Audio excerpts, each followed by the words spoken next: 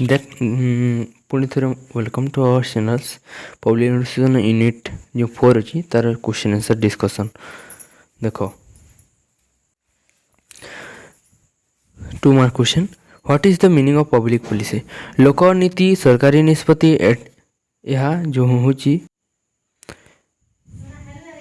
लोक अर्थनीति कौन what is the meaning of public policy यह भाषा केतक लक्ष्य देख लोकनीति सरकारी निष्पत्ति अटे यह वास्तव में केतक लक्ष्य और उद्देश्य पूरण पर सरकार द्वारा अवलंबन कर कार्यकलापर परिणाम थे नीति और लक्ष्य मध्य कौन प्रभेद अच्छी write the difference between policy and goal मध्य लक्ष्य कहले एक अंतिम अवस्था जो विभिन्न माध्यम गुड़िक अवलंबन कराए नीति द्वारा गोटे निर्दिष्ट ढांचा को प्रतिपादित कराए आधार कर उद्देश्य और लक्ष्य को माने उपनीत होगा कही था नीति गुड़िक वास्तव में कार्य रूपायन करने द्वारा वास्तव लक्ष्य हासिल होता है 3 नंबर क्वेश्चन कौन अच्छी प्रशासन केते गोटी सूत्र तथ्य संग्रह करते हैं से गुड़िक कौन the admission collects information from how many sources and what are दिच प्रशासन 4टी भिन्न भिन्न सूत्र तथ्य संग्रह करते से गुड़िक है आभ्यंतरीण उत्स बाह्य उत्स और स्वतंत्र अनुसंधान संस्था और गवेषणा एवं अध्ययन मौलिक नीति कौन व्हाट इज सब्सटेंसिव पॉलिसी यही नीति गुड़िकर उद्भव संविधान अथवा समयर आवश्यकता अनुसार होता है यही नीति गुड़िक समय कौन निर्दिष्ट प्राणी न हो समग्र समयर विकास निर्मित होता है बंटनात्मक नीति क्या कहुए what is called distributive policy बंटनात्मक नीति गुड़िक समय जनकल्याण स्वास्थ्य सेवा आदि क्षेत्र में सेवा जोगाई प्रणयन होता है एथिरे समस्त सहायता और जनमंगल कार्य सामिल होता है पुनः वितरण नीति कौन देशर सामायिक और आर्थिक परिवर्तन आने यह नीति गुड़िक प्रणयन होता है देशर संबल प्राकृतिक संपदर सुषम और बंटन पर सरकार नीति निर्माण करती नीति विज्ञान कौन what is policy of science नीति विज्ञान लोकनीतिर व्यवस्थित एक वैज्ञानिक अध्ययन अटे सरकार नीति कौन व्हाट इज गवर्नमेंट पॉलिसी लोकनीति कहले सरकार नीति को बुझाई था यह केवल सरकारी संस्था द्वारा तैयारी होता है जदिव ए अणसरकारी संस्था और व्यक्ति को सामिल करा जाए अभियान वर्ग मॉडल कौन व्हाट इज एलाइड मॉडल देख अभियान वर्ग मॉडल अनुसार साधारण जनता सरकारी नीति विषय प्रश्न उपर उदासीन रही था कि सरकारी नीति संपर्क से ज्ञान न थाए तेणु लोकनीति गुड़ी साधारण जनता को आवश्यकता को प्रतिनिधित्व करे ना बर अभियान वर्गर मूल्य ही प्रतिबिंबित करते लोकनीति निर्माण क्यों संस्था गुड़िक प्रत्यक्ष और परोक्ष भाव में भाग नहीं था what is institution participate directly and indirect in policy making Bharat में लोकनीति निर्माण पर परोक्ष प्रत्यक्ष भाव विभिन्न संस्था भाग नि प्रत्यक्ष अंशग्रहणकारी संस्था गुड़िक है संविधान संसद तापर मंत्रिमंडल नीति आयोग राष्ट्रीय विकसित प्रदेश न्यायपालिका परोक्ष भाव में अंशग्रहण संस्था गुड़िक चापगोष्ठी राजनीतिक दल गणमाध्यम स्वेच्छासेवी संगठन गवेषणा क्रम केन्द्र और शिक्षानुष्ठान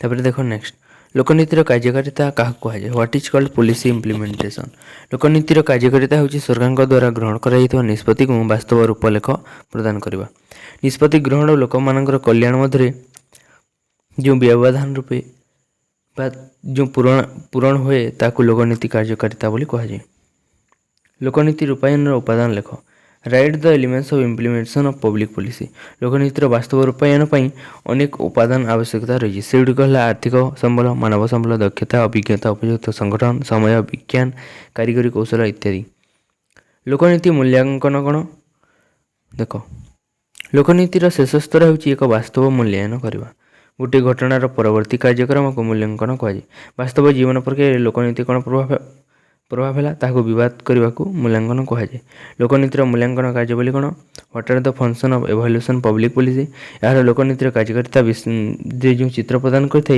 मूल्यांकन लोकनीतिर पुनर्विन्यास चेष्टा कराए मूल्यांकन लक्ष्य उद्देश्य मूल्यबोध को सुस्पष्ट करने साहाय्य करे प्रक्रिया और मूल्यांकन क्या कहुए what is called process evaluation कौन सी नीतिर मूल्यांकन करने समय दुईटी प्रश्नर सम्मुखीन होगा पड़े प्रथम नीति निर्माण समय जारी कर निर्देशावलीर अनुरूप यह नीति गुड़िक कार्यकारी कि नहीं द्वितीय नीतिर कार्यकारिता समय क्यों प्रकार रणनीति अवलंबन कर मूल्यांकन प्रक्रिया को मूल्यांकन कहुए प्रभाव मूल्यांकन क्या कहुए what is called impact evaluation ନୀତିଗୁଡ଼ିକର ସକାରାତ୍ମକ ଓ ନକାରାତ୍ମକ ପ୍ରଭାବ ନୀତି ଦ୍ୱାରା କି ପ୍ରକାର ସାମୟିକ ପରିବର୍ତ୍ତନ ଆସିଛି। ନୀତିଗୁଡ଼ିକର ସଫଳତା ଓ ଅସଫଳତା ମୂଲ୍ୟାଙ୍କନ କରିବାକୁ ପ୍ରଭାବ ମୂଲ୍ୟାଙ୍କନ କୁହାଯାଏ। ନୀତିର କାର୍ଯ୍ୟକାରିତା ପରିସ୍ଥିତି ଓ ପରବର୍ତ୍ତୀ ସ୍ଥିତିରେ ପ୍ରଭାବର ମଧ୍ୟ ସମୀକ୍ଷା କରାଯାଇଥାଏ। ଭାରତରେ ଲୋକନୀତିଗୁଡ଼ିକର ଅନେକାଂଶ ବିଫଳ ହେବାର କାରଣ ରହିଛି। What are the reason for the failures of public policy in most of the cases in India. ରାଜନେତାମାନେ ପ୍ରାୟତଃ ରାଜନୈତିକ ଦୃଷ୍ଟିକୋଣରୁ ଲୋକନୀତିକୁ କାର୍ଯ୍ୟକାରୀ କରିବାର ଇଚ୍ଛାକୁ ପ୍ରକାଶ କରନ୍ତି। ଅନେକ କ୍ଷେତ୍ରରେ ଜାତୀୟ ସ୍ୱାର୍ଥ, ଜନକଲ୍ୟାଣ, ସେମାନଙ୍କର କ୍ଷମତାର ସମ୍ପ୍ରସାରଣ ଅଧିକ ଗୁରୁତ୍ୱ ବହନ କରେ ଏବଂ ଅମଲାତାନ୍ତ୍ରିକ ପ୍ରକୃତି ଓ ଜଟିଳତା ଲୋକନୀତି ଗୁଡ଼ିକର ସଫଳ ରୂପାୟନକୁ ଦିଗକୁ ଯେଉଁ ବିପଦାପନ୍ନ କରିଥାଏ। ନୀତି ଆୟୋଗ କ'ଣ? What is NITI Aayog? National institution for transforming India. 1950ରେ ଏଇଟା ଗଠିତ ଯୋଜନା ଥିଲା। ପ୍ଲାନିଂ କମିଶନର ବିକଳ୍ପ ଓ ଉନ୍ନତ ଧରଣର ଅନୁଷ୍ଠାନ। ଭାରତର ମୁଖ୍ୟତଃ ବିଭିନ୍ନ ଲୋକନୀତି ଗୁଡ଼ିକର ପ୍ରସ୍ତୁତକାରୀ। ଏହାର ସଠିକ୍ ରୂପାୟନ କ୍ଷେତ୍ରରେ ନିରୀକ୍ଷଣ କରିବା ହେଉଛି ଏହାର ମୁଖ୍ୟ କାର୍ଯ୍ୟ। ଲୋକନୀତିର ପରିମାଣାତ୍ମକ ଦିଗ ଅପେକ୍ଷା ଏହାର ଗୁଣାତ୍ମକ ଦିଗ ପ୍ରତି ବିଶେଷ ଗୁରୁତ୍ୱ ଦେଇଅଛି ଓ ଜନକଲ୍ୟାଣ ଦିଗରେ ନୂତନ ଲୋକନୀତି ପ୍ରଣୟନ ପାଇଁ ଚେଷ୍ଟା କରୁଅଛି। ଭାରତର କାର୍ଯ୍ୟପାଳିକା ଓ ଲୋକନୀତିର ମଧ୍ୟ କି ପ୍ରକାର ସମ୍ପର୍କ ରହିଛି। What kind of relationship exist between the executive and public policy in India. ଗଣତାନ୍ତ୍ରିକ ଶାସନ ବ୍ୟବସ୍ଥାର ଏକ ମୁଖ୍ୟ ଅଙ୍ଗ ହେଉଛି କାର୍ଯ୍ୟପାଳିକା। ଗଣତନ୍ତ୍ରର ଏକ ଲକ୍ଷ୍ୟ ହେଉଛି ଜନସାଧାରଣଙ୍କୁ ସେମାନଙ୍କର ଯେଉଁ ଅଧିକାର ବା ଅତ୍ୟାବଶ୍ୟକ ଯେଉଁ ଉପାଦାନ ଗୁଡ଼ିକ ଅଛି ଯୋଗାଇବା, ସେମାନଙ୍କର ବିକାଶ ପ୍ରତି ଧ୍ୟାନ ଦେବା। କାର୍ଯ୍ୟପାଳିକା ବ୍ୟବସ୍ଥାପିକା ଦ୍ୱାରା ଗୃହୀତ ହୋଇଥିବା ଆଇନ ଗୁଡ଼ିକୁ ସମ୍ବିଧାନର ବ୍ୟବସ୍ଥା ଓ ନ୍ୟାୟିକ ନିଷ୍ପତ୍ତିମାନଙ୍କୁ କାର୍ଯ୍ୟକାରୀ କରିଥାଏ। ଶାସନ କାହାକୁ କୁହାଯାଏ? What is called governance. ସାଧାରଣ ଅର୍ଥରେ ଏକ ରାଷ୍ଟ୍ର କିମ୍ବା କମ୍ପାନୀକୁ ପରିଚାଳନା କରିବାର ପ୍ରକ୍ରିୟାକୁ ଶାସନ କୁହାଯାଏ। ଏହା ସରକାରଙ୍କର କାର୍ଯ୍ୟାତ୍ମକ ଦିଗକୁ ବୁଝାଏ। ଯେକୌଣସି ନିଷ୍ପତ୍ତିକୁ କାର୍ଯ୍ୟକାରୀ କରିବା କିମ୍ବା ନ କରିବା ପ୍ରକ୍ରିୟାକୁ ଶାସନ କୁହାଯାଏ। ସୁଶାସନ କ'ଣ? What is good governance? ଯେକୌଣସି ସାମୟିକ ଏବଂ ରାଜନୈତିକ ସଂସ୍ଥାର ପରିଚାଳନାଗତ ଉତ୍ତମ ପରିଣାମକୁ ସୁଶାସନ କୁହାଯାଏ। ଶାସନ ଶବ୍ଦରେ ସୁ ବା ଉତ୍ତମ ଉପସର୍ଗର ବ୍ୟବହାର ହେଲେ ତାହା ସୁଶାସନ ବା ଉତ୍ତମ ଶାସନକୁ ଜନ୍ମ ଦିଏ। ସୁପ୍ରଶାସନ କ୍ଷେତ୍ରରେ ଦୁଇଟି ଜନପ୍ରିୟ କଥା ରହିଛି। ସେଇଟା ହେଲା ଆମେ ଶାସନ ଚାହୁଁନୁ, ବଦଲେ ସୁଶାସନ ଚାହୁଁଛୁ। ଆମେ ଅଧିକ ସରକାର ଚାହୁଁନୁ, ବରଂ ସୁଶାସନ ଚାହୁଁଛୁ। ଏଇଟା ମାନେ ସ୍ଲୋଗାନ ରହିଛି।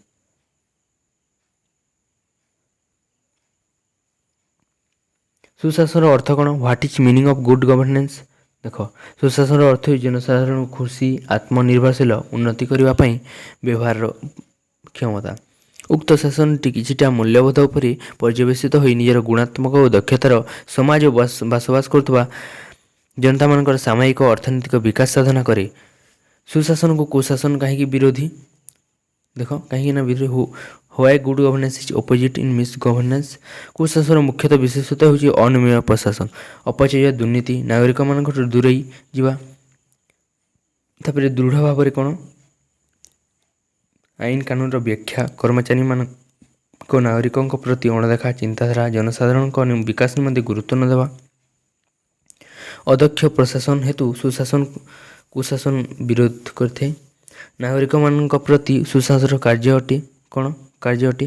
ତ ଏଟା what is function of good governance our citizens. ସରକାରଙ୍କ ବା ପ୍ରଶାସନ ସ୍ୱଚ୍ଛ, ଦକ୍ଷ ଓ ଉତ୍ତରଦାୟୀ ହୋଇଥାନ୍ତି। ନାଗରିକର ଉନ୍ନତି ନିମନ୍ତେ ସମ୍ବଳର ସଠିକ୍ କାର୍ଯ୍ୟକାରୀ କରିବା ସହିତ ଦେଶର ଆର୍ଥିକ ଓ ସାମାଜିକ ବିକାଶର ଲକ୍ଷ୍ୟ ପୂରଣକୁ କରାଇବା ଦରକାର। ନାଗରିକଙ୍କ ବିକାଶ ନିମନ୍ତେ ପ୍ରଶାସନ ଆଇନସମ୍ମତ ଓ ଉଚିତ ନିଷ୍ପତ୍ତିକୁ ନେଇ କାର୍ଯ୍ୟ କରାଯାଇଥାଏ। ନୂତନ ଜନପରିଚାଳନା ପଦ୍ଧତି କ'ଣ? What is new public management approach? ଲୋକ ପ୍ରଶାସନର ଘରୋଇ ପରିଚାଳନା ପଦ୍ଧତିକୁ ଏହା ବୁଝାଏ। ଏହା ଲୋକ ପ୍ରଶାସନକୁ ଉତ୍ତରଦାୟୀ, ସ୍ୱଚ୍ଛ, ଦକ୍ଷ, ଦାୟିତ୍ୱବାନ ଏବଂ ସୁଶାସନ ଉପରେ ଏଇଟା ଗୁରୁତ୍ୱ ଦେବାକୁ ପ୍ରଭାବିତ ହୋଇଥାଏ। କିଏ ନୂତନ ଜନପରିଚାଳନା ଶବ୍ଦକୁ ବ୍ୟବହାର କରିଥିଲେ? କିଏ ଏହାକୁ ଲୋକପ୍ରିୟ କରିଥିଲେ? Who had use the word new public management? Who had popularize it? 1991 ମସିହାରେ କ୍ରିଷ୍ଟୋଫର ହୁଡ୍ ନିଜର ନିବନ୍ଧ ପବ୍ଲିକ୍ ମ୍ୟାନେଜମେଣ୍ଟ ଫର୍ ଅଲ୍ ସେସନ୍ସରେ ନୂତନ ଜନପରିଚାଳନା ଶବ୍ଦକୁ ବ୍ୟବହାର କରିଥିଲେ। 1992 ମସିହାରେ David Osborne and Ted Gaebler ସେମାନଙ୍କର ପୁସ୍ତକ ରେନଭେଣ୍ଟିଂ ଗଭର୍ଣ୍ଣମେଣ୍ଟରେ ଏହାକୁ ବହୁଳ ମାତ୍ରାରେ ବ୍ୟବହାର କରି ଜନପ୍ରିୟ କରାଯାଇଥିଲେ। ତିନୋଟି ଏମ୍ କ'ଣ ଥିଲା? ଦେଖ, what is the 3M? M market, manager, management. ଏଇଟା ମାନେ ହେଉଛି କାହାର ମତ ଦେଇଥିଲେ ଯେ ମାନେ ଲୋକ ପ୍ରଶାସନ ପରିଚାଳନା କରିବା ପାଇଁ 3ଟି ଏମ୍ ରହିଛି। ସେଇଟା ବଜାର ପରିଚାଳକ, ମ୍ୟାନେଜର ବା ମାପଚୁପ ମ୍ୟାନେଜମେଣ୍ଟ। ଜନସେବା ପ୍ରଦାନ କାହାକୁ କୁହାଯାଏ? What is called public service delivery. ଯେଉଁ ସେବା ଦ୍ୱାରା ରାଷ୍ଟ୍ର ବା ସରକାର ଜନସାଧାରଣଙ୍କ ମଙ୍ଗଳ ସାଧନ ନିମନ୍ତେ ଚିନ୍ତା କରନ୍ତି ସେହି କାର୍ଯ୍ୟଗୁଡ଼ିକୁ ଜନସେବା କୁହାଯାଏ। ଜନସାଧାରଣଙ୍କୁ ସଠିକ୍ ସମୟରେ ସଠିକ୍ ଭାବରେ ନୀତି ନିୟମଗୁଡ଼ିକୁ ରୂପାନ୍ତରିତ କରି ପହଞ୍ଚାଇବା ପ୍ରକ୍ରିୟାକୁ ଜନସେବା ପ୍ରଦାନ କୁହାଯାଏ। ଆମେରିକାରେ ନୂତନ ଲୋକ ପ୍ରଶାସନର ଆରମ୍ଭ କାହିଁକି ହୋଇଥିଲା? ଆମେରିକାରେ ନୂତନ ଲୋକ ପ୍ରଶାସନର ଆରମ୍ଭ କାହିଁକି ହେଇଥିଲା? ଯୁକ୍ତରାଷ୍ଟ୍ର ଆମେରିକାରେ ସାମୟିକ ସ୍ଥିତି, ଅର୍ଥନୈତିକ ମାନ୍ଦାବସ୍ଥା, ଗୃହ ସମସ୍ୟା, ସ୍ୱାସ୍ଥ୍ୟାବସ୍ଥା, ବେକାରୀ ଏବଂ ଯୁଦ୍ଧର ପରବର୍ତ୍ତୀ ସମୟରେ ଏହି ପରିସ୍ଥିତିର ମୁକାବିଲା କରିବା ନିମନ୍ତେ ପ୍ରବର୍ତ୍ତନ କରିଥିଲା। ତେଣୁ ଆମେରିକାର ଯୁବ ବିଜ୍ଞ ବ୍ୟକ୍ତିମାନେ ଲୋକ ପ୍ରଶାସନକୁ ନୂତନ ଦିଗନ୍ତ ଦେବା ପାଇଁ ନୂତନ ଲୋକ ପ୍ରଶାସନର ସୂତ୍ରପାତ କରାଇଥିଲେ। ଆମେରିକାର ଯୁବ ବୁଦ୍ଧିଜୀବୀମାନେ ୱାଲ୍ଡୋଙ୍କ ସହ ମିଶି କେଉଁଠାରେ ଏକ ଚିତ୍ର ହୋଇଥିଲେ ଓ କେଉଁ ବିଷୟ ଉପରେ ସେମାନେ ଆଲୋକପାତ କରିଥିଲେ? The American young intellectual head assembled in which place under the leadership Waldo and highlighted on which subject? ଯୁକ୍ତରାଷ୍ଟ୍ର ଆମେରିକାରେ ବୁଦ୍ଧିଜୀବୀମାନେ ୱାଲ୍ଡୋଙ୍କ ପୃଷ୍ଠପୋଷକତାରେ ମିନୋବୁକ୍ଠାରେ ଏକତ୍ରିତ ହୋଇ ନୂତନ ଲୋକ ପ୍ରଶାସନର 4ଟି ଗୁରୁତ୍ୱପୂର୍ଣ୍ଣ ବିଷୟ ଉପରେ ଦୃଷ୍ଟି ନିକ୍ଷେପ କରିଥିଲେ। ସେଗୁଡ଼ିକ ହେଲା ପ୍ରାସଙ୍ଗିକତା, ତାପରେ ମୂଲ୍ୟବୋଧ, ସମତା ଏବଂ ପରିବର୍ତ୍ତନ। ମିନୋବ୍ରୁକ୍ ସମ୍ମିଳନୀ କାହିଁକି ଯୁବଗୋଷ୍ଠୀମାନଙ୍କ ସମ୍ମିଳନୀ କୁହାଗଲା? Why Minnowbrook conference was called youth group conference. Philadelphia ସମ୍ମିଳନୀର ସମର୍ଥିତ ବୁଦ୍ଧିଜୀବୀମାନେ ବୟସ 35 ବର୍ଷରୁ ଆରମ୍ଭ କରି 50 ବା 60 ବର୍ଷ ମଧ୍ୟରେ ସୀମିତ ଥିଲା। ତେଣୁ ମିନୋବ୍ରୁକ୍ ସମ୍ମିଳନୀରେ କେବଳ ଯୁବଗୋଷ୍ଠୀମାନେ ସମ୍ମିଳନୀ ବୋଲି କୁହାଯାଉଥିଲା। ନାରୀବାଦ କାହାକୁ କୁହାଯାଏ? What is called feminine. ପୁରୁଷ ଓ ନାରୀ ସମାନ ଭାବେ ଜନ୍ମ ହୋଇଛନ୍ତି, ତେଣୁ ଉଭୟ ସମାନ ଭାବରେ ଅଧିକାର ଉପଭୋଗ କରି ବଞ୍ଚିବା ଉଚିତ। ଯେଉଁ ଚିନ୍ତାଧାରା ନାରୀ ସହିତ ସମାନ ଅଧିକାର, ସୁବିଧା, ସୁଯୋଗ, ପଦମର୍ଯ୍ୟାଦା ପ୍ରଦାନର ବାର୍ତ୍ତା ବହନ କରେ ତାହାକୁ ନାରୀବାଦ କୁହାଯାଏ। ସେନେକା ଫଲ ସମ୍ମିଳନୀ କ'ଣ? What is Seneca fall convention. ଆମେରିକାରେ ନାରୀ ଆନ୍ଦୋଳନର ମୂଳଦୁଆ ଏହି ସମ୍ମିଳନୀରେ ପଡ଼ିଥିଲା। 1948 ମସିହାରେ ସଂଗଠିତ ହୋଇଥିବା ଏହି ସମ୍ମିଳନୀରେ ଏଲିଜାବେଥ କେଡି ଷ୍ଟାଣ୍ଟନ୍ ଏବଂ ଆମେରିକାର ପ୍ରତିନିଧି ମଧ୍ୟ ଅଂଶଗ୍ରହଣ କରି ସମାଜର ନାରୀର ସ୍ଥିତି ବିଷୟରେ ଆଲୋଚନା କରିଥିଲେ। ଏହି ଘୋଷଣାନାମାରେ ମୁଖ୍ୟ ବିଷୟବସ୍ତୁ ଥିଲା ପୁରୁଷ ଓ ନାରୀମାନେ ସମାନ ଭାବରେ ଜନ୍ମ ହୋଇଛନ୍ତି, ତାଙ୍କୁ ସମାନ ଅଧିକାର ହକଦାର ଅଟନ୍ତି। ନାରୀବାଦର ପ୍ରଥମ ଓ ଦ୍ୱିତୀୟ ପର୍ଯ୍ୟାୟ ମଧ୍ୟରେ ପାର୍ଥକ୍ୟ କ'ଣ ଥିଲା? ପାର୍ଥକ୍ୟ? ପ୍ରଥମ ପର୍ଯ୍ୟାୟରେ ନାରୀ ଭୋଟ ଦାନ ଆନ୍ଦୋଳନ ଉପରେ ଗୁରୁତ୍ୱ ଆରୋପ କରିଥିବା ସମୟର ଦ୍ୱିତୀୟ ପର୍ଯ୍ୟାୟ 60 ଦଶକର ପ୍ରାରମ୍ଭରେ ନାରୀର ଆଇନଗତ ଓ ସାମାଜିକ ସମାନତା ଉପରେ ଦୃଷ୍ଟି ନିକ୍ଷେପ କରିଥିଲେ। ପ୍ରଥମ ପର୍ଯ୍ୟାୟଟି ପାଶ୍ଚାତ୍ୟ ଧନୀ ରାଷ୍ଟ୍ରଗୁଡ଼ିକର ମଧ୍ୟବିତ୍ତ ଶ୍ରେଣୀର ନାରୀମାନେ ମଧ୍ୟ ସୀମିତ ଥିବା ସମୟରେ ଦ୍ୱିତୀୟ ପର୍ଯ୍ୟାୟରେ ବିକଶିତ ରାଷ୍ଟ୍ରଗୁଡ଼ିକରେ ବ୍ୟକ୍ତ ହୋଇ ସମସ୍ତ ମହିଳାମାନଙ୍କ ନିମନ୍ତେ ଉଦ୍ଦିଷ୍ଟ ଥିଲା। ତାପରେ ଆସିଲା ନାରୀବାଦର ତୃତୀୟ ପର୍ଯ୍ୟାୟ କ'ଣ ଥିଲା? ଦ୍ୱିତୀୟ ପର୍ଯ୍ୟାୟରେ ଉଗ୍ର ଚିନ୍ତାଧାରା ଓ ନାରୀକୁ ଏକ ସ୍ୱତନ୍ତ୍ର ପରିଚୟ ଦେବାରେ ଅକ୍ଷମ ହେବାରୁ ଏହି ନୂତନ ପର୍ଯ୍ୟାୟ ଆରମ୍ଭ ହେଲା। ଏହି ସାର୍ବଜନୀନ ନାରୀର ଶରୀର, ଯୌନ ଜୀବନ ଆଦି ଉପରେ ଗୁରୁତ୍ୱ ପ୍ରଦାନ କରିଥିଲା। କିଏ ପ୍ରଥମେ ପରବର୍ତ୍ତୀ ନାରୀବାଦ ଶବ୍ଦର ବ୍ୟବହାର କରିଥିଲେ? ସୁସାନ ବୋଲ୍ଟିନ୍ ନିଜର ନିବନ୍ଧ ଭଏସ୍ ଅଫ୍ ପୋଷ୍ଟ ଫେମିନିଜିମ୍ ଜେନେରେସନରେ ପ୍ରଥମ ପରବର୍ତ୍ତୀ ନାରୀବାଦ ଶବ୍ଦର ବ୍ୟବହାର କରିଥିଲେ। ସୁସାନ ଫାଲେଇଟ୍ ନିଜର ପୁସ୍ତକ ବେକ୍ଲାସରେ ନାରୀବାଦର ଏକ ନୂତନ ସଂଜ୍ଞା ପ୍ରଦାନ କରି ପୋଷ୍ଟ ଫେମିନିଜିମକୁ ଜନପ୍ରିୟ କରାଇଥିଲେ।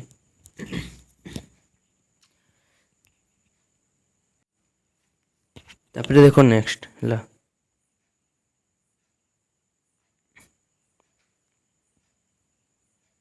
3 ମାର୍କ କ୍ୱେଶ୍ଚନ୍। ବ୍ୟବସ୍ଥାପକ ଉପରେ ସଂକ୍ଷିପ୍ତ ଲେଜିସ୍ଲେଚର ଉପରେ ଆମେ କିଛି ସଂକ୍ଷିପ୍ତ ଟିପ୍ପଣୀ ଲେଖିବା। ଭାରତୀୟ ସଂସଦ ସର୍ବୋଚ୍ଚ ନୀତି ପ୍ରଣୟନକାରୀ ସଂସ୍ଥା ଅଟେ। ଲୋକନୀତିକୁ କାର୍ଯ୍ୟ କରିବା ପାଇଁ ସଂସଦ ଆଇନ ପ୍ରଣୟନ କରିଥାଏ। ଏହା ମଧ୍ୟ ସରକାରଙ୍କ ଲୋକନୀତିକୁ ବୈଧ ବୋଲି ନିଷ୍ପତ୍ତି ଗ୍ରହଣ କରିଥାଏ। ବାସ୍ତବରେ ଏହା ଲୋକନୀତି ପ୍ରଣୟନ କରିନଥାଏ, ସାଧାରଣ ଆଲୋଚନା ଓ ବିତର୍କ ମାଧ୍ୟମରେ ଏହି ଲୋକନୀତିକୁ ପ୍ରଭାବିତ କରିଥାଏ। ଏହା ଏକ ସାମ୍ବିଧାନିକ ସଂଗଠନ ଯିଏକି ଲୋକନୀତିର ପ୍ରସ୍ତାବକୁ ସ୍ୱୀକୃତି ଦେଇଥାଏ। ପ୍ରତିଷ୍ଠିତ ଅନୁଷ୍ଠାନ ଉପରେ ସଂକ୍ଷିପ୍ତ ଟିପ୍ପଣୀ ଲେଖିବା। Right the sort notes on establish institution. ଅନେକ ପ୍ରତିଷ୍ଠାନ ରହିଛି ଯେଉଁମାନେ ଲୋକନୀତି ଗ୍ରହଣ କ୍ଷେତ୍ରରେ ପ୍ରମୁଖ ଭୂମିକା ଗ୍ରହଣ କରନ୍ତି। ସେହି ଅନୁଷ୍ଠାନଗୁଡ଼ିକ ଉପଦେଷ୍ଟା ମଣ୍ଡଳୀ ଭାବରେ କାର୍ଯ୍ୟ କରନ୍ତି। ଏଗୁଡ଼ିକ ହେଲା RBI, UGC, କୃଷି ମୂଲ୍ୟ ନିର୍ଦ୍ଧାରଣ ଆୟୋଗ ବା ଇତ୍ୟାଦି। ଏହା ବ୍ୟତୀତ ସେମାନେ ଲୋକ ପ୍ରଶାସନ ଅନୁଷ୍ଠାନ, ଭାରତୀୟ ପରିସଂଖ୍ୟାନ ଅନୁଷ୍ଠାନ, ଭାରତୀୟ ପ୍ରୌଦ୍ୟୋଗିକ ଅର୍ଥନୈତିକ ପରିଷଦ, ଗବେଷଣା ସଂସ୍ଥା, ବୈଜ୍ଞାନିକ ଓ ଶିଳ୍ପ ପରିଷଦ, ଭାରତୀୟ ଆୟୁର୍ବିଜ୍ଞାନ ଗବେଷଣା ପରିଷଦ। ଏହା ବ୍ୟତୀତ ସରକାରଙ୍କ ବାହାରୁଥିବା ସମର୍ଥନ କରୁଥିବା ଯେଉଁ ସଂଗଠନ ଗୁଡ଼ିକ ହେଲା FICCI, associated chambers of commerce, INTVC, Indian medical association. ନ୍ୟାୟପାଳିକା ଉପରେ ସଂକ୍ଷିପ୍ତ ଟିପ୍ପଣୀ ଲେଖିବା। ଦେଖ, ଭାରତୀୟ ନ୍ୟାୟପାଳିକା ଲୋକନୀତି ପ୍ରଣୟନ କ୍ଷେତ୍ରରେ ଏକ ସଂଗଠନମୂଳକ ଭୂମିକା ଗ୍ରହଣ କରିଥାଏ। ନ୍ୟାୟିକ ପୁନରାବଲୋକନ ଦ୍ୱାରା ଲୋକନୀତିର ସାମ୍ବିଧାନିକ ବ୍ୟବସ୍ଥାପକ ଓ କାର୍ଯ୍ୟପାଳିକା ପାଳନ କରିଛନ୍ତି କି ନାହିଁ ତାହା ତର୍ଜମା କରିଥାଏ। ଏହି ନୀତିଗୁଡ଼ିକ ଯଦି ସାମ୍ବିଧାନିକ ବିଧି ବ୍ୟବସ୍ଥାକୁ ଉଲ୍ଲଂଘନ କରିଥାଏ ତେବେ ଏଗୁଡ଼ିକୁ ଅକାମୀ କରିଦିଆଯାଇଥାଏ। ନ୍ୟାୟପାଳିକା ଅର୍ଥନୈତିକ ଦିଗ ବ୍ୟତୀତ ସାମାଜିକ ଓ ରାଜନୈତିକ ଦିଗ ପ୍ରତି ଦୃଷ୍ଟି ଦେଇଥାଏ। ପ୍ରଶାସନିକ କାର୍ଯ୍ୟରେ ମାତ୍ରାଧିକ ବ୍ୟବହାର ନାଗରିକମାନଙ୍କୁ ସୁରକ୍ଷା ଦେବା ପାଇଁ ନ୍ୟାୟପାଳିକା ନିର୍ଦ୍ଦେଶନାମା ଜାରି କରିଥାଏ। ଏହା ଏକ ସଂଗଠନମୂଳକ କ୍ରିୟାଶୀଳ ଭୂମିକା ନିର୍ବାହ କରିଥାଏ। ସ୍ୱାର୍ଥନ୍ୱେଷୀ ଗୋଷ୍ଠୀ ଉପରେ ସଂକ୍ଷିପ୍ତ ଟିପ୍ପଣୀ ଲେଖ। Right short notes on interest group. ଲୋକ ପ୍ରଶାସନର ଲୋକନୀତି ପ୍ରଣୟନରେ ସ୍ୱାର୍ଥନ୍ୱେଷୀ ଗୋଷ୍ଠୀମାନଙ୍କର ପ୍ରଭାବ ବିସ୍ତାର କରିଥାନ୍ତି। ସାଧାରଣ ନାଗରିକମାନଙ୍କ ପାଇଁ ଏହି ଗୋଷ୍ଠୀମାନେ ଏକ ମାଧ୍ୟମ ଭାବ କାର୍ଯ୍ୟ କରିଥାନ୍ତି। ସେମାନେ ଲୋକ ପ୍ରଶାସନର ପ୍ରତ୍ୟେକ ସ୍ତରରେ ଜଗଲି ଭାବରେ କାର୍ଯ୍ୟ କରି ନିଜ ସପକ୍ଷରେ ନୀତି ପ୍ରଣୟନ ପାଇଁ ବ୍ୟବସ୍ଥା କରନ୍ତି। ସ୍ୱାର୍ଥନ୍ୱେଷୀ ଗୋଷ୍ଠୀମାନଙ୍କର ସମ୍ପୃକ୍ତ ଯୋଗୁଁ ଲୋକନୀତିଗୁଡ଼ିକର ଉତ୍ତମ ମୂଲଚାଲ ବା ପରିବର୍ତ୍ତନ କରାଯାଇପାରିବ। ବ୍ୟୁରୋକ୍ରେସିର କ'ଣ ରହିଛି ଦେଖ, ଅମଲାତନ୍ତ୍ର ନୀତିଗୁଡ଼ିକ କାର୍ଯ୍ୟକାରୀ କରୁଥିବା କୁହାଗଲେ ମଧ୍ୟ ଏହାର ଏକ ଜନକଲ୍ୟାଣ ରାଷ୍ଟ୍ର ନୀତି ନିର୍ମାଣ ପାଇଁ ସେମାନଙ୍କ ଭୂମିକା ଅତ୍ୟନ୍ତ ଗୁରୁତ୍ୱପୂର୍ଣ୍ଣ। କାର୍ଯ୍ୟପାଳିକାରେ ବୃହତ୍ ନୀତିର ପରିସରକୁ ଚିହ୍ନଟ କରିବା, ବଡ଼ ବଡ଼ ପ୍ରସ୍ତାବଗୁଡ଼ିକୁ ପ୍ରସ୍ତୁତ କରିବା, ସାମୟିକ ସମସ୍ୟାର ସମାଧାନ ପାଇଁ ବିଭିନ୍ନ ବିକଳ୍ପ ପନ୍ଥା ବ୍ୟବହାର କରିବା, ମୁଖ୍ୟ ନୀତିଗୁଡ଼ିକର ଉପନୀତ ବଦଳାଇବା, ଯୋଜନା ନିର୍ଦ୍ଧାରଣ କରିବା ଆଦି କାର୍ଯ୍ୟକୁ ଏମାନେ ସୁଚାରୁ ରୂପେ ସମ୍ପାଦନ କରନ୍ତି। ଅମଲାତନ୍ତ୍ରର ନୀତି ନିର୍ଦ୍ଧାରଣ ପାଇଁ ଆବଶ୍ୟକ ସମସ୍ତ ତଥ୍ୟ ଓ ସୂଚନା ପ୍ରଦାନ କରିଥାନ୍ତି। କ୍ୟାବିନେଟ୍ ସଚିବମାନେ ମନ୍ତ୍ରିମଣ୍ଡଳ ଏବଂ ଏହାର ସମସ୍ତ ସଚିବ ସମସ୍ତ କମିଟିର ବୈଠକରେ ଉପସ୍ଥିତ ରୁହନ୍ତି ଏବଂ ନୀତିର ସମ୍ବନ୍ଧରେ ପରାମର୍ଶ ଦେଇଥାନ୍ତି। ଯେହେତୁ ନୀତି ନିର୍ମାଣ ପ୍ରକ୍ରିୟା ଏକ ଜଟିଳ ପ୍ରକ୍ରିୟା ଅଟେ, ତେଣୁ ଅମଲାତନ୍ତ୍ର ସମସ୍ତ ନୀତି ସହିତ ସମ୍ପୃକ୍ତ ପ୍ରସ୍ତାବର ସମସ୍ୟା ଦୋଷ ଗୁଣର ବିଶ୍ଳେଷଣ କରନ୍ତି। ନୀତି ଆୟୋଗ ଉପରେ ସଂକ୍ଷିପ୍ତ ଟିପ୍ପଣୀ ଲେଖ।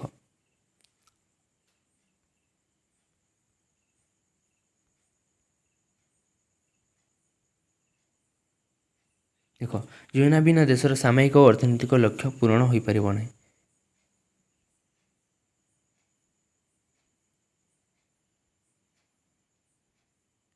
ଯୋଜନା ବିନା କ'ଣ ଦେଶର ସାମୟିକ ଓ ଅର୍ଥନୈତିକ ସ୍ଥିତି ପୂରଣ ହୋଇପାରିବନି। କାହିଁକି ନା ତେଣୁ ଭାରତରେ ଯୋଜନା ମାଧ୍ୟମରେ ତା'ର ବିକାଶ କାର୍ଯ୍ୟକୁ ତ୍ୱରାନ୍ୱିତ କରିଛି। ଯୋଜନା ଆୟୋଗ ଏକ ସମ୍ବିଧାନ ବହିର୍ଭୂତ ଓ ଅଣବୈଧାନିକ ସଂସ୍ଥା। ଦେଶର ଯୋଜନା ଭିତ୍ତିକ ଅର୍ଥନୀତି ପ୍ରଣୟନ କରିବା ଯୋଜନା ଆୟୋଗର କାର୍ଯ୍ୟ ଅଟେ। ଏହାର ନାମ ପରିବର୍ତ୍ତନ କରି ନୀତି ଆୟୋଗ ରଖାଗଲା। ନୀତି ଏକ ଅନୁଷ୍ଠାନ ନାମକୁ ବୁଝାଉଛି, ଯଥା national institution for transforming India. ଏହା ଏକ ପରାମର୍ଶଦାତା ସଂସ୍ଥା ହେଲେ ମଧ୍ୟ ବ୍ୟବହାରିକ ଦୃଷ୍ଟିକୋଣରୁ ଏହାର ପରାମର୍ଶ ନୀତି ନିର୍ଦ୍ଦେଶରେ ମଧ୍ୟ ପରିଣତ ହୋଇଛି। ଲୋକନୀତି ଏବଂ ଦେଶର ବିକାଶ ଉପରେ ସଂକ୍ଷିପ୍ତ ଟିପ୍ପଣୀ ଲେଖିବା। ଯଦି right the short notes on public policy and development of A country. ଦେଖ, ଲୋକ ପ୍ରଶାସନ ଏକ ସରକାରର ସଫଳତା ସେହି ରାଷ୍ଟ୍ର କାର୍ଯ୍ୟକାରୀ ହେଉଥିବା ଲୋକନୀତିଗୁଡ଼ିକର ସଫଳତା ସହିତ ଅଙ୍ଗାଙ୍ଗୀ ଭାବରେ ଜଡ଼ିତ ସଂଶ୍ଳିଷ୍ଟ ଅଟିବା। ରାଜନୈତିକ ବ୍ୟବସ୍ଥା ଯେତେ ସଂଗଠିତ ଓ ଦୃଢ଼ ହୋଇଥାଉ ପଛକେ ବା ଯେତେ ଆଦର୍ଶ ଓ ସୁନ୍ଦର ଲକ୍ଷ୍ୟ ହୋଇଯାଉ, ଯଦି ଲୋକ ପାଖରେ ଲୋକନୀତିର ସୁଫଳ ନ ପହଞ୍ଚିଲା ତେବେ ବ୍ୟକ୍ତିର ବିକାଶ ହୋଇପାରିବ ନାହିଁ। ରାଷ୍ଟ୍ରର ଏକ ପ୍ରମୁଖ ଉପାଦାନ ତଥା ଅବିଚ୍ଛେଦ୍ୟ ଅଙ୍ଗ ହେଉଛି ଜନସଂଖ୍ୟା। ଜନସାଧାରଣ ହେଉଛନ୍ତି ଅବିଚ୍ଛେଦ୍ୟ ଅଙ୍ଗ ରାଷ୍ଟ୍ରରେ। ତେଣୁ ସେମାନଙ୍କର ବିକାଶ ହେବା ଦ୍ୱାରା ଦେଶର ଯେଉଁ ବିକାଶ ହୋଇପାରିବ, ସେଥିପାଇଁ ଜନକଲ୍ୟାଣ ଲୋକନୀତି ଗୁଡ଼ିକର ସଫଳ ରୂପାୟନ ହେବା ଆବଶ୍ୟକ ଅଟେ। ଲୋକନୀତିର ସଫଳ ରୂପାୟନ ଉପରେ ସଂକ୍ଷିପ୍ତ ଟିପ୍ପଣୀ ଲେଖିବା। Right short notes on successful implementation of public policy. ନିଷ୍ପତ୍ତି ଗ୍ରହଣ ଓ କାର୍ଯ୍ୟକାରିତା ମଧ୍ୟରେ ବ୍ୟବଧାନ କମ୍ କରିବା ଦରକାର। ଆର୍ଥିକ ସମ୍ବଳ, ମାନବ ସମ୍ବଳ ଓ ସମୟର ସଠିକ୍ ଉପଯୋଗ ପ୍ରତି ଧ୍ୟାନ ଦେବା ଦରକାର। ବିଜ୍ଞାନ ଓ ଉନ୍ନତ କାରିଗରୀ କୌଶଳର ପ୍ରଯୋଗ ବ୍ୟାପକ ହେବା ଦରକାର। ବାସ୍ତବ ରୂପାୟନ ପାଇଁ ସଂଗଠନମାନ ଦାୟିତ୍ୱ ନେଇଛନ୍ତି। ସେମାନେ ନିର୍ଦ୍ଦିଷ୍ଟ ସମୟସୀମା, ଖର୍ଚ୍ଚର ସୀମା, ସମସ୍ୟାର ସମାଧାନ ପ୍ରତି ଧ୍ୟାନ ଦେବାର ଆବଶ୍ୟକତା ରହିଛି। ଭାରତରେ ଲୋକନୀତିର ବାସ୍ତବ ମୂଲ୍ୟାୟନ କିପରି କରାଯାଏ? How the public policy in India really evaluated. ନୀତିଗୁଡ଼ିକର ପ୍ରଭାବ ହିତାଧିକାରୀ ଉପରେ ପ୍ରତ୍ୟକ୍ଷ ବା ପରୋକ୍ଷ ପଡ଼ୁ କିମ୍ବା ତତ୍କାଳୀନ ଭବିଷ୍ୟତ ପ୍ରଭାବ ଥାଉ, ସେଗୁଡ଼ିକ ମୂଲ୍ୟାଙ୍କନ କରାଗଲେ ସେଗୁଡ଼ିକର ଲକ୍ଷ୍ୟ ପୂରଣ ସମ୍ପର୍କରେ ଆକଳନ କରାଯାଇପାରିବ। ଯେଉଁ ରାଷ୍ଟ୍ରରେ ପ୍ରତ୍ୟେକ ନାଗରିକ ସର୍ବନିମ୍ନ ଜୀବନ ଧାରଣ କରିବା ପାଇଁ ସୁବିଧା ସୁଯୋଗ ହାସଲ କରିଥାଏ, ସେହି ରାଷ୍ଟ୍ରକୁ ଜନମଙ୍ଗଳ ରାଷ୍ଟ୍ର କୁହାଯାଏ। ଭାରତରେ ନିଜର ଜନସାଧାରଣ ନିମନ୍ତେ ପ୍ରଣୀତ ଲୋକନୀତି ମୂଲ୍ୟାୟନ ପାଇଁ ସ୍ୱତନ୍ତ୍ର ତାଲିମପ୍ରାପ୍ତ କର୍ମଚାରୀଙ୍କୁ ନିଯୁକ୍ତି ଦିଆଯାଉଛି। ସଂସଦୀୟ କମିଟିର ମୂଲ୍ୟାୟନ ମହାହିସାବ ପରୀକ୍ଷକଙ୍କ କାର୍ଯ୍ୟାଳୟ ତରଫରୁ ମୂଲ୍ୟାୟନ ସାଧାରଣ ଅନୁସନ୍ଧାନ ଆୟୋଗ ଯେପରି କେନ୍ଦ୍ରୀୟ ତଦନ୍ତ ଆୟୋଗ, ଆଇନ ଆୟୋଗ, ଜାତୀୟ ଶ୍ରମ, ଶିକ୍ଷା, କୃଷି, ସ୍ୱାସ୍ଥ୍ୟ, ବେତନ ଆୟୋଗ ମାନ ପ୍ରତିଷ୍ଠା କରାଯାଇଛି। ସାମାଜିକ ବୈଜ୍ଞାନିକଙ୍କ ମତରେ ନୀତି ବିଜ୍ଞାନର ଅଧ୍ୟୟନ କାହିଁକି ଗୁରୁତ୍ୱପୂର୍ଣ୍ଣ? Why is the study of policy science is important to according to sociology? ନୀତି ବିଜ୍ଞାନ ଲୋକନୀତିର ଏକ ବ୍ୟବସ୍ଥିତ ଓ ବୈଜ୍ଞାନିକ ଅଧ୍ୟୟନ ଅଟେ। ନିର୍ଦ୍ଧାରଣ ପ୍ରକ୍ରିୟାକୁ ବୁଝିବା ଏବଂ ଏଥିରେ ସଂସ୍କାର ଆଣିବା ନୀତି ବିଜ୍ଞାନର ମୁଖ୍ୟ ଲକ୍ଷ୍ୟ। ଏଥିରେ ତୁଳନାତ୍ମକ ଦୃଷ୍ଟିକୋଣର ସମ୍ଭାବନା ଥିବାରୁ ନୀତି ବିଜ୍ଞାନର ଗୁରୁତ୍ୱ ବଢ଼ିଛି। ନୀତି ବିଜ୍ଞାନ ଅନ୍ୟ ଏକ ଦିଗ ହେଲା ଯେ ଏହା ନୀତି ନିର୍ମାଣକୁ ଆନ୍ତଃ ବିଷୟ ଚରିତ୍ର ପ୍ରଦାନ କରିଥାଏ। ପୂର୍ବରୁ ସାଧାରଣ ଲୋକମାନଙ୍କ ଭିତରେ ଏହି ଭାବନା ଦୃଢ଼ ଭାବରେ ଥିଲା ଯେ ସ୍ଥାପକ ଆଇନ ଗୃହୀତ କରାଇ ଅର୍ଥବ୍ୟବସ୍ଥା କରେ। ଦାରିଦ୍ର୍ୟ ଦୂରୀକରଣ ଓ ଅପରାଧ ନିରାକରଣ ସରକାର ମାଧ୍ୟମରେ ହୁଏ ଏବଂ ଉପଯୁକ୍ତ ଯେଉଁ ଲୋକନୀତି ଅଛି ତାହାକୁ ଏମାନଙ୍କ ଦ୍ୱାରା ସେଟା ପ୍ରସ୍ତୁତ ହୋଇଥାଏ, ଯାହାକୁ ବର୍ତ୍ତମାନ ସ୍ଥିତିରେ ସମ୍ପୂର୍ଣ୍ଣ ଅଲଗା। ସମାନ ବୈଜ୍ଞାନିକ ମତରେ ସରକାରଙ୍କ ଫଳପ୍ରଦ ନିଷ୍ପତ୍ତି ଗ୍ରହଣ କରିପାରୁନାହାନ୍ତି। ତେଣୁ ନୀତି ବିଜ୍ଞାନ ବା ଲୋକନୀତି ବିଜ୍ଞାନର ଅଧ୍ୟୟନ ପ୍ରଥମ ଅର୍ଥନୈତିକ ଓ ଦ୍ୱିତୀୟ ପ୍ରଶାସନିକ କାରଣଗୁଡ଼ିକ ପାଇଁ ସେଇଟା ଅପରିହାର୍ଯ୍ୟ ହୋଇପାରିଛି। ଆଲବର୍ଟ ୱାଟରଷ୍ଟୋନଙ୍କ ତ୍ରିସ୍ତରୀୟ ପଦ୍ଧତି କ'ଣ?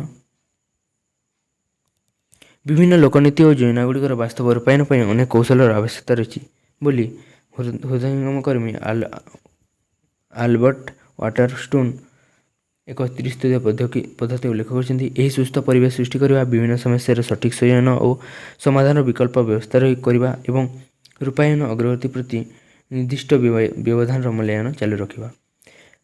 ହନି ରିପୋର୍ଟ କ'ଣ? What is honey report? 1967 ମସିହାରେ ଯେଉଁ ସିରାକ୍ୟୁଜ ବିଶ୍ୱବିଦ୍ୟାଳୟରେ ଜନ୍ ସି ହନି ଲୋକ ପ୍ରଶାସନର ମୂଲ୍ୟଭିତ୍ତିକ ଅଧ୍ୟୟନ ସମ୍ବନ୍ଧରେ କେତେକ ବିଷୟକୁ ବହୁତ ଗୁରୁତ୍ୱ ପ୍ରଦାନ କରିଥିଲେ, ଯେମିତିକି ଲୋକ ପ୍ରଶାସନ ବିଭାଗଗୁଡ଼ିକ ପାଖରେ ପର୍ଯ୍ୟାପ୍ତ ବା ମୁଖ୍ୟ ଆର୍ଥିକ ସମ୍ବଳର ଅଭାବ, ଲୋକ ପ୍ରଶାସନର ମେଧାବୀ ବିଜ୍ଞ ବ୍ୟକ୍ତି ଏବଂ ବାସ୍ତବ କ୍ଷେତ୍ରରେ କାର୍ଯ୍ୟରତ କର୍ମକର୍ତ୍ତାଙ୍କ ମଧ୍ୟରେ ବିନିମୟ ଅଭାବ। ଏହିସବୁ ଲୋକ ପ୍ରଶାସନକୁ ବୃତ୍ତି ଭାବରେ ଗ୍ରହଣ କରିବା ବା ସ୍ନାତକ ଓ ଏହାର ନିମ୍ନସ୍ତରୀୟ ବାତାବରଣ ପ୍ରତି ଧ୍ୟାନ କେନ୍ଦ୍ରିତ କରିବା। ଫିଲାଡେଲଫିଆ ସମ୍ମିଳନୀ କ'ଣ? 1967 ମସିହାରେ ଯେଉଁ ହୋଇଥିଲା ଏଇଟା ଫିଲାଡେଲଫିଆ ସମ୍ମିଳନୀ। ଆମଲାତନ୍ତ୍ର ସଂଗଠନ କାର୍ଯ୍ୟାବଳୀ ସମୂହ ଅଧ୍ୟୟନ କରାଯିବା ଦରକାର। ଲୋକ ପ୍ରଶାସନ ଏକ ଶୃଙ୍ଖଳା ଓ ବୃତ୍ତି ଭାବରେ ରାଜନୀତି ବିଜ୍ଞାନରୁ ପୃଥକ ହେବା ଦରକାର। ଲୋକ ପ୍ରଶାସନ ସାମୟିକ ସମସ୍ୟା ଯେମିତି ଦଙ୍ଗା, ଶ୍ରମିକ ସଂଗଠନ ଧାରଣା, ବେସରକାରୀ ବିଦ୍ୟାର ବିବାଦ, ତାପରେ ବାସହୀନ ବିସ୍ଥାପିତ ବାସୀଙ୍କ ଯେଉଁ ଅଛି ଥଇଥାନ ଇତ୍ୟାଦି ସମସ୍ୟା ପ୍ରତି ଧ୍ୟାନ ଦେବା ଉଚିତ। ବହୁତ କିଛିକୁ ଆମେ ଧ୍ୟାନ ଦେଲେ ଯେ ଆମର ଦେଶର ବିକାଶ ହେବ। ମନୋବ୍ରୁକ୍ ସମ୍ମିଳନୀ ଯାହାକୁ ଆମେ କହୁ, ଯୁବଗୋଷ୍ଠୀମାନଙ୍କର ସମ୍ମିଳନୀ ଭାବରେ ମନୋବ୍ରୁକ୍ ସମ୍ମିଳନୀ ପ୍ରସିଦ୍ଧ ହାସଲ କରି ପ୍ରଶାସନକୁ ବାସ୍ତବ ସମାଜ ଅଭିମୁଖୀ କରିବା ଦିଗରେ ତତ୍ପର ହୋଇଥିଲେ। ଏହି ସମ୍ମିଳନୀର ପ୍ରତ୍ୟେକ ଗୋଷ୍ଠୀ ଗୋଟିଏ ସହମତିର ଉପନୀତି ହେଲେ ଯେ ଲୋକ ପ୍ରଶାସନ ବାସ୍ତବ ପ୍ରତି ଅଧିକ ଗୁରୁତ୍ୱ ଦେଇ ଏହାର ବିକାଶ ଧାରାକୁ ବଜାୟ ରଖିବା ଦିଗରେ ଅଗ୍ରସର ହେବାକୁ ମାଥ୍ୟୁ ବେନସନ୍ ମତ ପ୍ରକାଶ କରିଥିଲେ। ଏଥିସହିତ ଲୋକ ପ୍ରଶାସନର ଭୂମିକା ନିରପେକ୍ଷ ଭାବରେ ସମ୍ପାଦନ କରିବା, ତାପରେ ତୀବ୍ର ବିଚାରବିଧ ଏବଂ ସାମୟିକ ସମସ୍ୟାଗୁଡ଼ିକ ପ୍ରତି ଅନୁରାଗ ପ୍ରଦର୍ଶନ କରିବା, ନୂତନ ଆବିଷ୍କାର ଓ କ୍ରିୟାଶୀଳତା ପ୍ରତି ଅଧିକ ଗୁରୁତ୍ୱ ପ୍ରଦାନ ନୂତନ ପ୍ରଶାସନର ମୁଖ୍ୟ ଉଦ୍ଦେଶ୍ୟ ରୂପେ ଅଭିହିତ କରାଗଲା। ତାପରେ ଦେଖ, ବ୍ୟକ୍ତିବାଦ ବା ନାରୀବାଦ ସଂକ୍ଷେପରେ କିଛି ଟିପ୍ପଣୀ ଲେଖିବା। ଏହି ନାରୀର ଦକ୍ଷତା ଉପରେ ଗୁରୁତ୍ୱ ଦେଇ ମତ ପ୍ରକାଶ କରିଛନ୍ତି ଯେ ନିଜର କାର୍ଯ୍ୟ ଦ୍ୱାରା ସମାଜର ସମାନତା ଉପଭୋଗ କରିପାରିବା। ଉଦାରବାଦୀ ନାରୀବାଦମାନଙ୍କ ମଧ୍ୟରେ ମହିଳାମାନଙ୍କ ପୁରୁଷମାନଙ୍କ ତୁଳନାରେ ଶାରୀରିକ ଓ ମାନସିକ ଦକ୍ଷତାର ନ୍ୟୁନ, ଏହା ମିଥ୍ୟା ଚେତନା ଅଟେ। ଏହି ତତ୍ତ୍ୱ ଅଧିକ ଜନପ୍ରିୟ ଓ ଗ୍ରହଣୀୟ। ଏହା ସମାନ ବିବେକତା ଉପରେ ଗୁରୁତ୍ୱ ଆରୋପ କରି ସ୍ୱାଧୀନତା ପ୍ରଦାନ ଦ୍ୱାରା ଉଭୟ ପାରିବାରିକ ଓ ସାଧାରଣ ଜନଜୀବନର ମହିଳା କିପରି ସ୍ୱୟଂ ସମ୍ପୂର୍ଣ୍ଣ ହୋଇପାରିବ ସେ ଦିଗ ପ୍ରତି ଧ୍ୟାନ ଦିଏ। ସମୟରେ କେବଳ ରାଜନୈତିକ ଓ ଆଇନଗତ ସଂସ୍କାର ଅଣାଯାଇ ପୁରୁଷ ଓ ନାରୀ ମଧ୍ୟରେ ସମାନତା ପ୍ରତିଷ୍ଠା ହୋଇପାରିବ। ଉଗ୍ରବାଦୀମାନେ କ'ଣ ହ୍ୱାଟ୍ ଇଜ୍ ରେଡିକାଲ ଫେମିନିଜିମ୍? ଉଗ୍ରବାଦୀମାନଙ୍କ ମତରେ ପୁରୁଷ ପ୍ରାଧାନ୍ୟ ଯେଉଁ ସମାଜ ଅଛି ନାରୀ ଓ ପୁରୁଷ ମଧ୍ୟରେ ଥିବା ପାର୍ଥକ୍ୟ ଦର୍ଶାଇଥାଏ ଏବଂ ପୁରୁଷ ନାରୀକୁ ନ୍ୟୁନ କରି ରଖିବାର ମୁଖ୍ୟ କାରଣ ଅଟେ। ଏହା ପୁରୁଷ ନୁହେଁ ବରଂ ପୁରୁଷ ପ୍ରଧାନ ସମାଜକୁ ବିରୋଧ କରେ। ଏହି ନାରୀବାଦୀମାନେ ମହିଳାମାନଙ୍କୁ ସାମାଜିକ ଓ ଅର୍ଥନୈତିକ କ୍ଷେତ୍ରରେ ପୁରୁଷ ପ୍ରାଧାନ୍ୟତା ଦୂର କରି ସମାନ ସୁବିଧା ସୁଯୋଗ ପ୍ରଦାନ ନିମନ୍ତେ ସମାଜର ଏକ ସମ୍ପୂର୍ଣ୍ଣ ପୁନର୍ଗଠନ ଉପରେ ଗୁରୁତ୍ୱ ଦେଇଥିଲେ। ସେମାନେ ପୁରୁଷ ପ୍ରାଧାନ୍ୟ ସମାଜକୁ ଶାନ୍ତିପୂର୍ଣ୍ଣ ଭାବରେ ନୁହେଁ ବରଂ ହିଂସାତ୍ମକ ପନ୍ଥା ଦ୍ୱାରା ଧ୍ୱଂସ କରିବାକୁ ମତ ଦେଇଥିଲେ। ସେମାନେ ନିଜର ପରିଚିତ ନୀତି ଉପରେ ଗୁରୁତ୍ୱ ଦେଇଥିଲେ। ସମାଜବାଦୀ ନାରୀବାଦ କାହାକୁ କୁହାଯାଏ? What is called social feminism? ବିଂଶ ଶତାବ୍ଦୀର ଶେଷ ବେଳକୁ ଯେଉଁ ନାରୀବାଦ ଗୁରୁତ୍ୱ ବୃଦ୍ଧି ପାଇଥିଲା। ସମାଜବାଦୀ ନାରୀବାଦୀମାନେ ମତରେ ସମାଜର ଲିଙ୍ଗଭିତ୍ତିକ ଭିନ୍ନତା ସାମାଜିକ ଓ ଅର୍ଥନୈତିକ ସଂରଚନା ଦ୍ୱାରା ସମ୍ଭବ ହୋଇଥାଏ। ସମାଜର ପରିବର୍ତ୍ତନ କିମ୍ବା ବିପ୍ଳବ ଦ୍ୱାରା ମହିଳାମାନଙ୍କର ସଶକ୍ତିକରଣ ସମ୍ଭବ ହୋଇଥାଏ। ସମାଜବାଦୀ ନାରୀ ଜୀବନର ବ୍ୟକ୍ତିଗତ ଓ ସର୍ବସାଧାରଣ ଦ୍ୱାରା ପରିଧି ଉପରେ ଗୁରୁତ୍ୱ ଆରୋପ କରିଥିଲେ। ଏହାର ମତ ବ୍ୟକ୍ତ କରି ଯେ ସମାଜରେ ଯଦି ଅର୍ଥନୈତିକ ଓ ସାଂସ୍କୃତିକ ଶୋଷଣ ଦୂର ହେବ ତେବେ ନାରୀର ମଙ୍ଗଳ ସାଧନ ହୋଇପାରିବ। ସମାଜବାଦୀ ନାରୀବାଦୀମାନଙ୍କ ମତରେ ମହିଳା ଶୋଷଣର ଏକ ଗୁରୁତ୍ୱପୂର୍ଣ୍ଣ କାରଣ ହେଉଛି ମହିଳାମାନଙ୍କର ଆର୍ଥିକ ନିର୍ଭରଶୀଳତା। ହେଲା, ଏତିକି ଥିଲା ଭିଡ଼ିଓ। ଆମେ ନେକ୍ସଟ ତାପରେ ଡିସ୍କସନ୍ କରିବା। ହେଲା, ଥ୍ୟାଙ୍କ ୟୁ, ବାଏ ବାଏ।